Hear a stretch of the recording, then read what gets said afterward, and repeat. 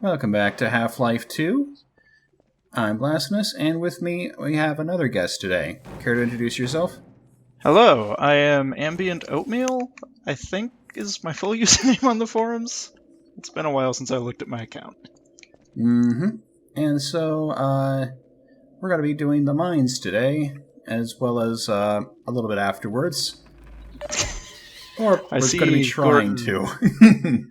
Gordon has had the reaction normal people would when faced with a mine full of head crabs. Yeah, I don't know why, but I keep on, really, wiping out in this episode. We'll be seeing it as time goes on, but every way I find a fail, I find it. I mean, this is a weird way to introduce a level, Well, the It's funny like thing... Go ahead. Well, the funny thing is that, the mines, they've actually been, considerably trimmed down, even from back in the beta. There was this whole sequence where Gordon was actually going to be driving around a digging car, and he's going to be destroying this pod containing... do you know what the Gonarch is from Half-Life 1? Yeah, the big head crab spawner thing in Zen. Yeah, there's going to be, in the mines below Ravenholm, a Gonarch pod that was the explanation for why, all the head crabs were here. And so you're going to take this, big old drill car and you're going to destroy it. At least that's what people theorize. The thing was never properly textured. I mean, I'll be honest, that sounds a lot more interesting than anything else that the mines would have offered, so... Kinda sad they got rid of it, but... Yeah, in the game, basically all the mines consist of is just this, more or less, this one big old room full of head crabs.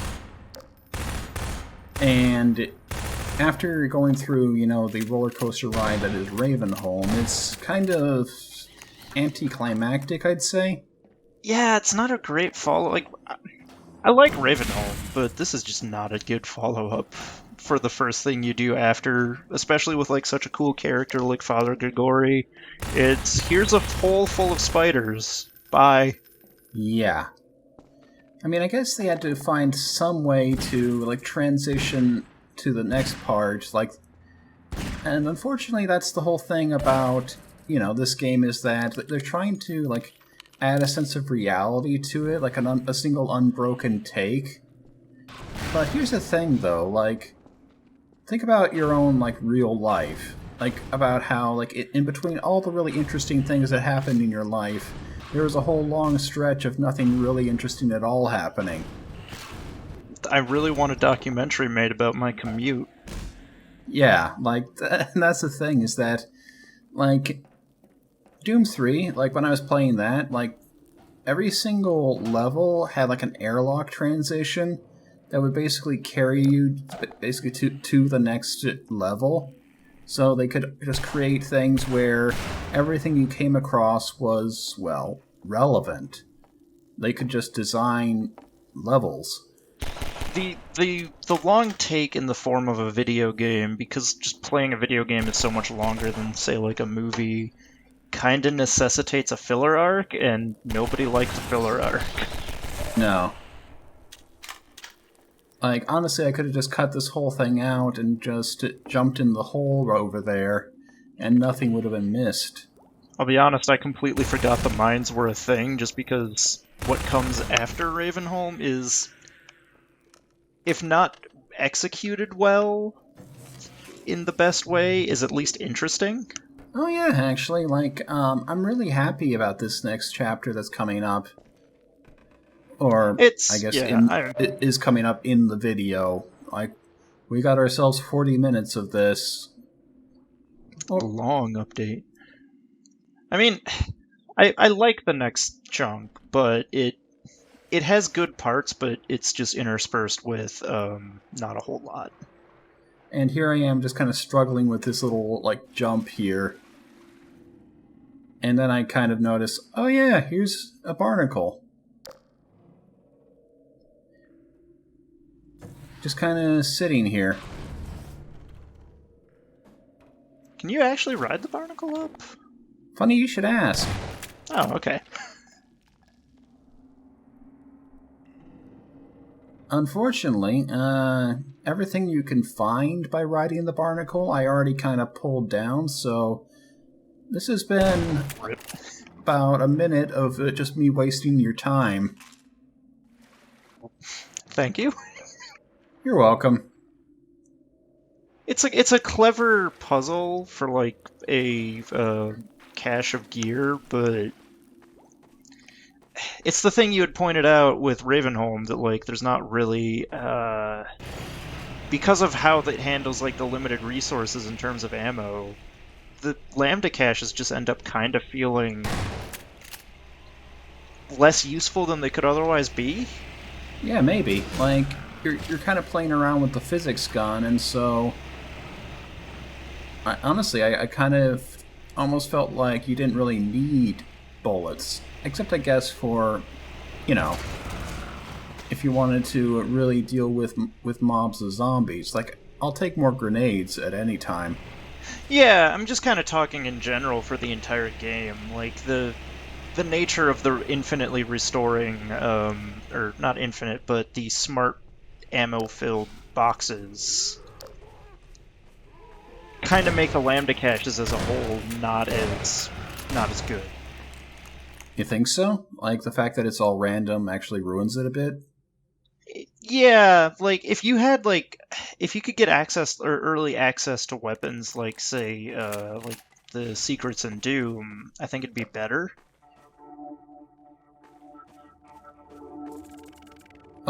Although they do have some sneaky way of hiding things. Like, I'll tell you right away that when I first played this game, I did not think the whole idea of, turning around. But I guess that's maybe why they put that poison head crab there, is that it makes a noise and it makes you turn around. Yeah, forces you to hear the hiss. If nothing else, Valve is excellent at that sort of direction without, like, outright telling you things. Like, the developer commentary is great for that, seeing what they did. Mm-hmm.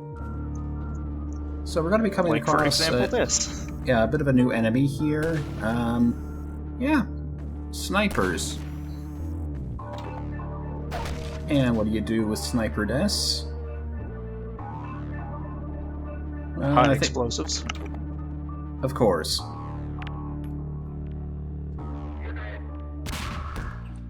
It's very satisfying that you get to watch the Civil Protection guy flop out. Mm-hmm. They're wearing kind of new armor now. Like, I think this is our first instance where we actually get to see, like, the combined military forces instead of just, the Civil Protection police officers. They have made Gordon mad, and Gordon keeps getting bigger guns, so... And, of course, the armor isn't the worst one. When Gordon gets bigger guns, like the Combine get more mad, so they send bigger things after Gordon, and Gordon just gets bigger guns in return, and it's all kind of a vicious cycle of violence. I blame Breen for all of the Combine's problems. I mean, I suspect a lot of people do. Like, if Breen just kind of, let Gordon wander off, he'd do whatever he does at Black Mesa East, and then none of this would happen. By the way, check this out. Like, I'm going to try something really cool.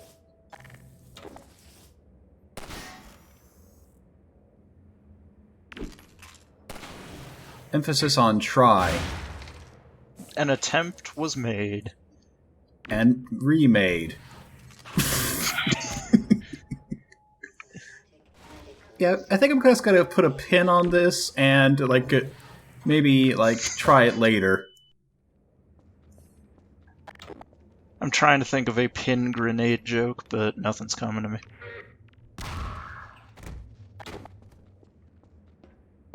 Yeah, the gravity gun can be used as a grenade launcher, you just have to be in a very specific sort of circumstances for it. I feel like that's something that comes up and works better later, if I'm remembering right. Yeah, basically. So yeah. The Combine, I believe that they are called the Combine Overwatch. I always get the names mixed up. It's something suitably dystopic. Yeah, these guys have a new gun for us. I like new gun. I don't really like this new gun myself, but it is what it is. I do, but I'm generally a fan of any sort of energy weapon in games. Also, I just like that Gordon just one-hands it like it's GoldenEye. Like, I don't know if he's actually pulling it in one hand, but certainly it kind of looks like that. I know some of like the mods that try and add things do add us like a second hand on it. It's not super noticeable that if he is, he's only holding one hand, but Yeah, this is basically our assault rifle equivalent for this game, and it's somewhat more accurate than the SMG. Got a little bit more damage, but kind of similar to the Magnum. The game doesn't let us store a lot of ammo for it. no, and that's, I think, definitely the big problem. Also, the alt fire isn't... It's cool, but it's so hard to use. Well, yeah. Also, the alt fire is super rare for some reason. Yeah. Which is unfortunate for me, given my love of weird energy weapons. Winston's been hit. Oh no, not Winston! Patch him up and get him to the back as soon as he's stable. Gordon Freeman. It's incredible you made it. We've been getting communications from Alex. I'll see if I can reach her again. Follow me. Yeah, listen to this sad music. We are mourning for Winston. It's a good track. And I've got Gordon Freeman. Dr. Freeman. The horns, I think. I just like I'll get on the horns. line with Alex. I mean, yeah, these are good horns. It's just... Over here, Dr. Freeman. It's sort of like, To the liberation. you know, we just met these folks. It's the tragedy And I've of got Gordon Freeman with me. the resistance fighters as a whole, even if you haven't met them. It's a weird bit. Gordon, you made it through Ravenholm. Thank God. I need your help. They've taken my father. He's been taken to Nova Prospect. The Vortigones tracked the ship that made off with him and Judith Mossman. While the trains are still running, I'm gonna hitch a ride. Here's where you come in, Gordon. I need you to make your way along the coast until you get to Nova Prospect. It used to be a high-security prison. It's something much worse than that now. But I think it's still easier to sneak in than to break out. You want him to take the coast road? He won't last 5 minutes on foot. It's spawning season for the antlions. That's why I called you, Leon. I was hoping you still had the scout car we left with you last summer. The one my dad rigged with the Tau cannon. Yeah, good idea. Hold on a sec. Norco? Bring the buggy out. Put it on the dock right now. Gordon Freeman will be driving it. Will do. I just finished mounting an ammo crate on the back. Good timing. Okay, Alex, we're all set. Thanks, Leon. Gordon, I haven't driven the coast in over a year, but I have no reason to think it's gotten any safer. Meet me in the depot where the trains unload. Take care of yourself, and I'll see you in Nova Prospect. Bye for now. Bye, Alex. Okay, Doc. Before you hit the road, you might want to grab some med kits, restock on ammo, maybe check the map, see where you're headed. There's an ammo supply crate on the back of the car, if that's any comfort. Stay with the car, make use of the thumpers. You'll stand a fair chance against the antlions.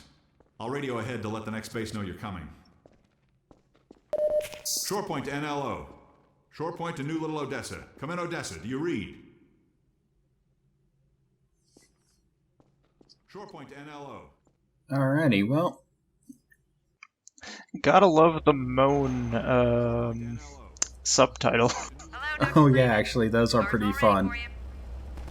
But yeah, as I was saying, like, now starts basically what you might consider the new, like, gimmick of this game.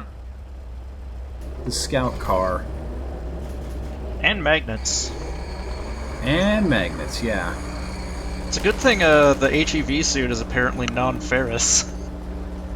Oh yeah, that would be embarrassing.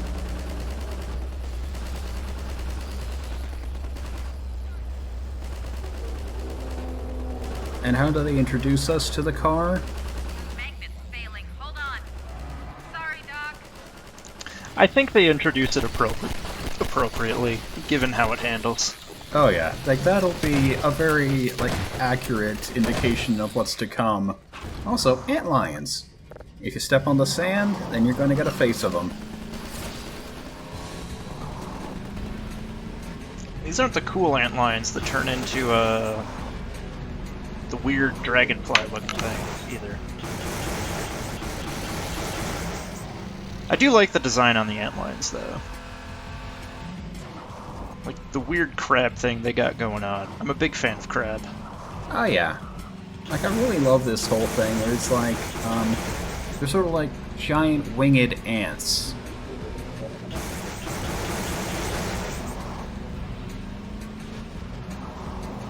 I mean, the alien creature design on Half-Life games has always been really strong, I think. Like, they're just uncanny and weird enough. By the way, can I talk a little bit about the turbo? Oh yeah, please. Yeah, like, the turbo just kind of forces your car to go forward. Like, it actually just exerts a certain amount of force in a straightforward direction, which ends up making the whole thing a little bit difficult to turn. Like, you basically have to be, like, pointed straight on at any jumps, and then not touch anything. Yeah, it kind of makes the turbo feel less, if you have to prepare to use your turbo boost, it kind of, you don't feel quite as cool. Yeah, no kidding. It's sort of like, I get the idea that they want to have the player be able to both like drive and aim at the same time, so you can't obviously steer with the mouse. But it does mean that, in a sense, like, steering is going to be always a little bit imprecise. Like, it's, yeah, it's somewhat difficult to control this thing. Digital controls on turning is not a good combination. So I guess, yeah, like, if you were trying to aim a gun and steer a car at the same time, you know, I wonder how well you'd be able to... There we go again. Yeah, there's a reason that a tank has a separate gunner rather than just, you know, the Battlefield style of the driver shoots. Yeah. Though, I mean, like, there are some games where steering and firing at the same time still both, like, function super well. It works if the game is built around combined arms. Anyway, something is happening. Yeah. Thumpers. They're basically antlion deterrents. They do the opposite of what they do in Dune, and they make the horrible monster run away from you. Also, I had no idea you could do that. What, use the gravity gun to turn over antlions? Yep. I actually completely forget to do it from here on out. I mostly just mow them down, basically. I mean, it's not exactly a terribly useful... Hello. Thing, I think. I mean, it's useful in a pinch. I suppose, but the fact that I had no idea that you could do it, and I've beaten this game like 3 or 4 times... Oh, thank you, grenade. Yeah. I really don't get how explosions work in this game. It's sort of like, if there's any sort of obstacle between an enemy and an explosion, then it seems like they'll take basically no effect from it.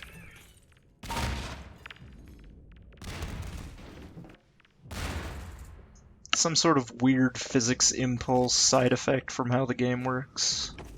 Yeah, maybe. By the way, there's actually a very good reason why I was tossing all those grenades up there. Oh, I heard the hissing. Yeah. And you might have noticed, like, that little marking on the house from the outside with the skull on it. I kind of went by pretty quickly, but yeah, like, this place does kind of warn you that you're in for a world of hurt if you try to go in here. They say graffiti is bad for the public good. I mean, what I heard is that, like, during the Great Depression, people would actually, like, when in their wanderings, would actually leave marks on places to warn other vagabonds about things to look out for. Like, they would mark houses that, like, gave charity to them and things like that. Yeah, it's a cool but unfortunate side effect of how that particular era had to develop. That sort of thing was in use, but yeah, that sort of sign is really cool. And here we have some more evidence of the fact that, you know, we're missing a lot of ocean. I don't actually end up going into the water, but there's a... the game puts a bit of a deterrent in our way to prevent us from trying to wander off the map in the form of, well, leeches. You remember leeches from Half-Life 1, right? Vaguely? Well, they're in the water and they'll kill you pretty much instantly if you try to go out swimming, so... I would have done, like, the ichthyosaurs or whatever they were, because those look cooler, but... You mean like kind of how in some of the GTA games, if you tried to go out swimming too far, you get eaten by a shark? Or Banjo-Kazooie, yes. Yeah, that would have been kind of neat. Just sort of a scripted, like, you fall into the water and then you get munched. Yeah. Also, hi friend. You saw that guy, right? Our old I feel buddy? this is, yeah, one of the more overt instances of our mutual acquaintance interacting with the world. Oh yeah, like it seems like he's still sort of arranging things for us behind the scenes.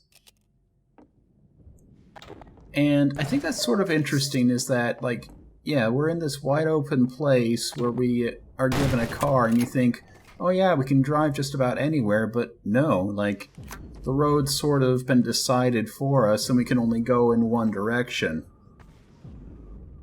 At least they had the decency to populate it with some, I like the little, like, the points that you stop at in Highway 17. They're a lot more interesting than the ones that were in Water Hazard. Yeah, I think so. Like, because Water Hazard, it's always a weird puzzle of how do I open this gate. This one, it's like little vignettes or just the stuff like what you saw there, or fun new toys. Yeah, like every like little thing, like this hanging boat here. Like they find a number of ways to keep things interesting, while also giving these supply crates in order to incentivize hopping out and exploring. You could theoretically just keep on driving all the way to the end of this chapter, at least until you run into a mandatory roadblock. It probably helps that it's a lot more interesting to look at than Water Hazard was. Yeah. Yeah, it's a nice bright sunny day. Everything's not like sludgy and brown. Interesting to note, actually, like we arrived in City 17, you know, in the morning, and then it was the afternoon by the time we arrived at Black Mesa East, and we spent the whole night going through Ravenholm. We're expecting gunships at any moment. Colonel Cubbage will be glad to see you. I'm made it. just going to assume, also, hello, Wizard, that the HEV suit has, like, because it injects morphine when you take damage, it'll tell you that. I'm assuming it also has stimulants. Oh yeah, probably we're hyped up on adrenaline right now. Like, Gordon doesn't need to sleep. Launcher is our best bet for taking down a gunship. Ah, hello. I'll be right with you. Now, where was I? Ah, yes. Using the laser guide, you can steer your rocket past the gunship's defenses and prevent it from shooting down your rocket. This will only anger it at first, but if you can survive long enough to make several direct hits, you'll be rewarded with a prize worthy of any mantelpiece. Now, who's going to be the lucky one to carry it into combat? Ah, yes, Gordon Freeman. I couldn't have asked for a finer volunteer. Colonel Odessa Cubbage at your service. And remember, this base is called New Little Odessa, so this guy, he ended up naming his base after himself. Multiple times. Also, I like the comment that it will only make it angry at first. Is probably literal, considering a lot of the Combine tech for these sort of gunships and heavy weapon platforms. This game does imply very much that everything that the Combine employs is at least somewhat biomechanical. It's a really cool aesthetic, and I like it. Yeah, there's actually a gimmick with the gunships, but that one ended up ending too quickly, so I'll just wait till we get to the next fight before I talk about it. I really like the gunships. They're cool aesthetically. The gimmick around them is cool. Like, I gather you've disposed of that gunship, Dr. Freeman. Your reputation, sir, is well deserved. I shall have someone open the gate for you immediately so that you can drive on. I understand that Dr. Vance is in great need. Use extreme caution when approaching the bridge. Radio silence from that outpost leads me to believe it has come under Combine control. Still, you're clearly the right man for the job. You'll make it through if anyone can. Farewell. And please tell Dr. Vance that Colonel Cubbage regrets not having been able to rescue him in person. I like Colonel Cubbage. Yeah, like our view through the binoculars showed him talking directly with the G-Man, so presumably everything that just happened here was sort of a drama for our own benefit, making us still believe that we're the hero of the story. Yeah, like, I mean, the G-Man does have a vested interest in making sure Gordon does whatever he's doing, so pumping him up with a cool thing like this is probably something he would do. I mean, yeah, like if someone gave me a rocket launcher and told me to go save the world, like, I'd be tempted.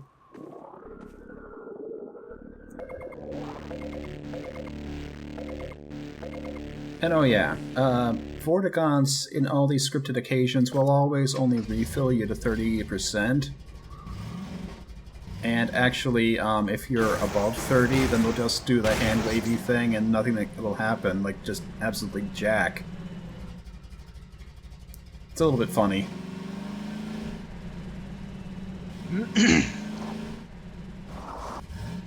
Honestly, I should probably have cut out this part when I think about it, but oh well, I find the gate eventually.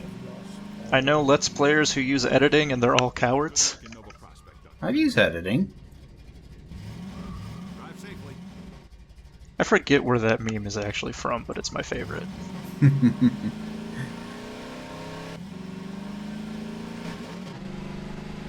Yeah, I think in my defense, the game doesn't really do a very good job of signposting where is forward and where is backward.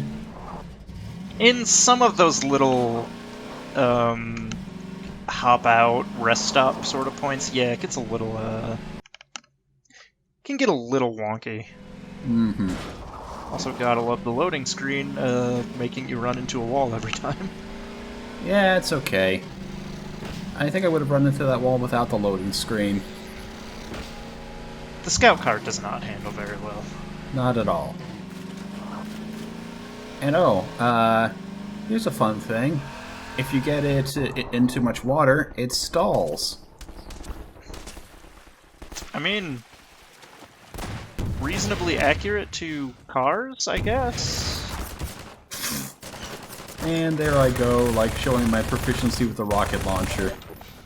It's really just not that effective for like anti-personnel stuff. Like the rocket goes too fast. It's generally the case with rocket launchers in real life, so, you know, accurate, I guess. I'm used to like rockets in video games being really good for like groups of massed enemies. True, and it is fun to make big explosion, but personally I prefer a grenade for that, so I'm cool with the rocket launcher just being for big shooty events, or big anti-armor events rather. And oh yeah, like there's like an ammo crate on the back if you really like the SMG for some reason. I mean, it's nice that they, it's a long segment, and it's nice that they give you an opportunity to never run out of ammo. Yeah, but they gave us like infinite ammo for the world's most boring gun. Yeah, the SMG is not good. I suppose if you're gonna get infinite ammo for anything, might as well just make it be the boring one so you don't get too used to cool guns Yeah. or something. I don't know. I didn't even see that guy when I was running up. No, he was hiding.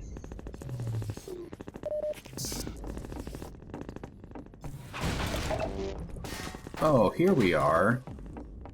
It's our own opportunity to use a crane.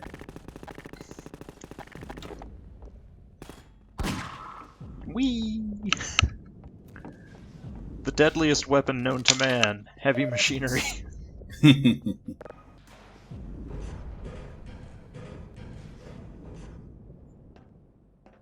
Yeah, like, I don't know, like, normally I'm a lot better with this whole thing, but as you're gonna see, like, I end up futzing around with it a little bit. I mean, crane operator is a highly skilled occupation, so you know, the MIT PhD haver is probably not going to be very good at it. It doesn't help that they don't really give you the instructions on screen for very long. Yeah, it's long enough.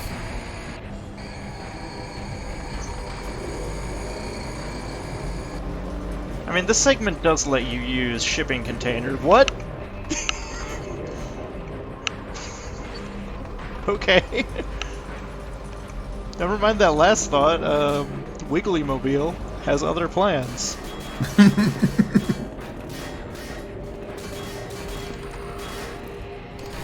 And oh yeah, like this whole segment, like it's supposed to be like a little bit of physics, like you're supposed to be like clobbering these guys with whatever objects you can pick up. I like that he just kind of died before it hit him.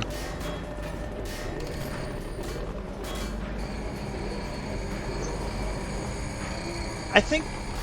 Oh, okay.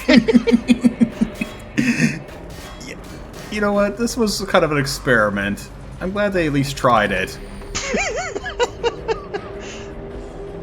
And here's where things go wrong. You say wrong. I think this whole thing has gone very right. I mean, yeah, you're kind of screwed with the car, but Well, yeah, like just imagine like 2 minutes of playing like the world's worst what are those called in arcades? the crane games. Oh yeah, that's pretty on the nose, isn't it? I don't think they have a specific name. I think it's just, you know, crane game. I can appreciate when language is simple like that. Yeah, that was that, I guess. Kind of a bit of a non sequitur, really. It's a weird segment, but I like it because you get to theoretically smack people upside the head with a shipping container. I mean, that was the intent, but Even if it ends very weird. also check that out. Like, you remember, you know, at the start of the game, they tell you to pick up the can. The comeuppance has come to the civil protection guys. Sure. Can-uppance? I apologize for that joke. Yeah. Now you think here, like, you know, you open the door and the guy should come, like, filing in, right?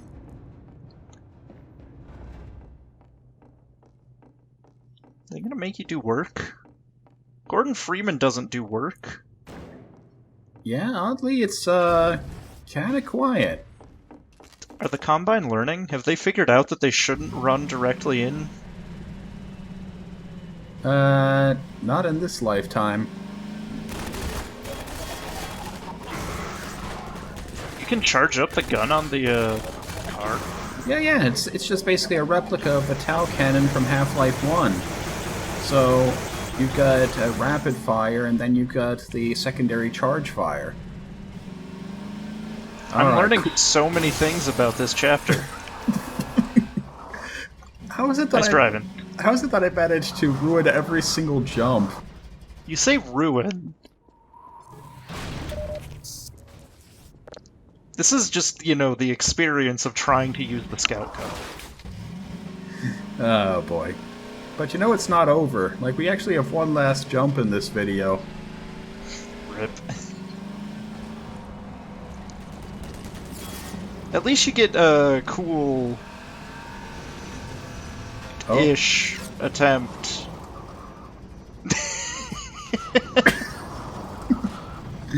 Oh dear. I'm the worst.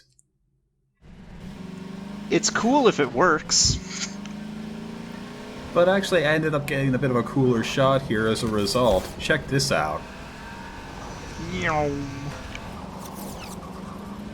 Like, yeah, like I almost, like, hopped right over the gunship. Anyway, mechanics time. So the gunship, it's programmed to aim for the highest priority target, which generally means, like, the thing that does the most damage and that's closest to it. Well, when you're firing at it, what's closer than a rocket?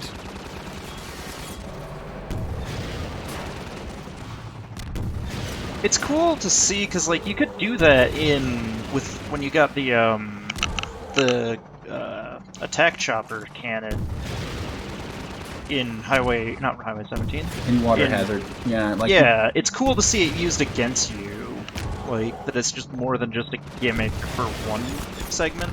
Oh right, you can shoot down the rockets that the APCs fire at you. So, yeah, it's just sort of what goes around comes around. And, yeah, so the whole thing about the guided rocket is that you can't just shoot directly at it. You actually have to, like, spiral around it and kind of dodge its shots in order to actually land a hit. It's really kind of cool. I would love to see a third-person view of Gordon doing that, because you're just waving the rocket launcher around like a madman. Mm-hmm. And we'll get to see more of that when we come to the next update. See you then.